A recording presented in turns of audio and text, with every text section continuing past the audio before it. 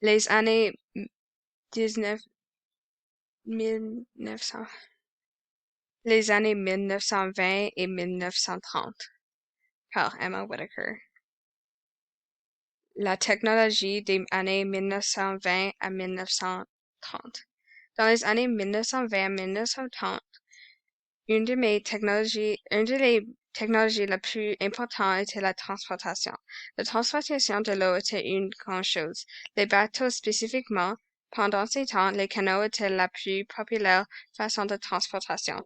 Les canaux comme le Bay of Fundy, Dartmouth, Canal Welland et Sault Ste. Marie étaient utilisés beaucoup pour la transportation. Une autre partie du technologie dans ces temps, c'est la communication. Par ces temps, les choses comme appels sans opérateur et signaux radio étaient inventés. La discrimination. Les étrangers noirs et asiatiques, chinois, canadiens, japonais et sud-asiatiques étaient considérés comme de second ordre et incapables de s'acclimater à la société canadienne.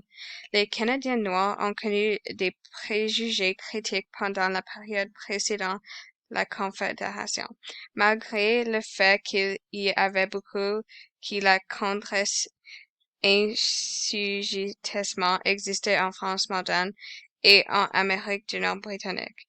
Dans les années 1860, les 40 000 individus noirs au Canada comprenaient des parents d'esclaves de la France moderne, des adeptes des marrons jamaïcains et des déplacés américains. L'urbanisation. L'urbanisation est le processus quand un pays devient plus gros et plus indépendant. Ça prend beaucoup de temps. Il vient avec des changements économiques, politiques et technologiques. Un bon exemple est quand les pays ont commencé à utiliser bateaux. Ça était un grand moment dans l'histoire. Les pays pouvaient transporter des choses pour traiter ou transporter les personnes pour aller à les autres territoires. L'art en Canada. L'artisan Tom Thomson a été l'un des premiers compagnons et contemporains du groupe. Il est décédé dans un accident de canot déroutant dans le parc Algonquin, en Ontario, en 1917.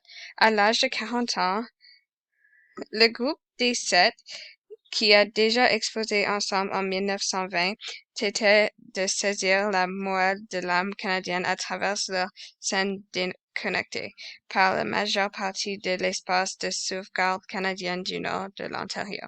Ils devaient s'éloigner de la réplication des styles et des sujets européens et exprimer une vision particulièrement canadienne. Leurs noms étaient Lorne Harris, Arthur Lismay, Franz Johnston,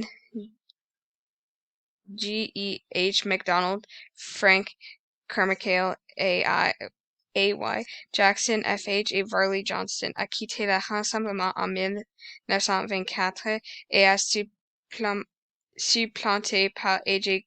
Canson en 1926. Identité des femmes au Canada. En 1917, les femmes travaillaient dans les usines avec des conditions malgrées. Tout pendant la guerre, les femmes doivent travailler pour supporter leur famille. Leur salaire était bas et à peine le coût de la vie. La plupart des femmes qui travaillaient restant limitées au travail résidentiel. Leurs salaires ne seront jamais comparables à ceux des hommes. Protection de l'identité canadienne. Quelques personnes considèrent l'adresse elle-même comme un élément central de ce personnage. Les Canadiens ne sont jamais parvenus à s'entendre sur une conception unique et solidaire de la nation. La plupart des idées de la personnalité canadienne ont évolué entre les pensées de la solidarité et de la majorité. Ils ont mis l'accent soit sur la vision d'un Canada, soit sur un pays composé de plusieurs Canadiens. Un regard plus tardif sur le caractère canadien le voit comme empreinte d'une combinaison à la fois de solidarité et de majorité. L'approche plus réaliste considère le compromis comme la principale réaction aux pressions nationales, territoriales, ethniques, pures et politiques qui composent le Canada. Merci. Ça, c'est un Kahoot. Tu peux jouer si tu veux voir si tu as écouté bien. Merci.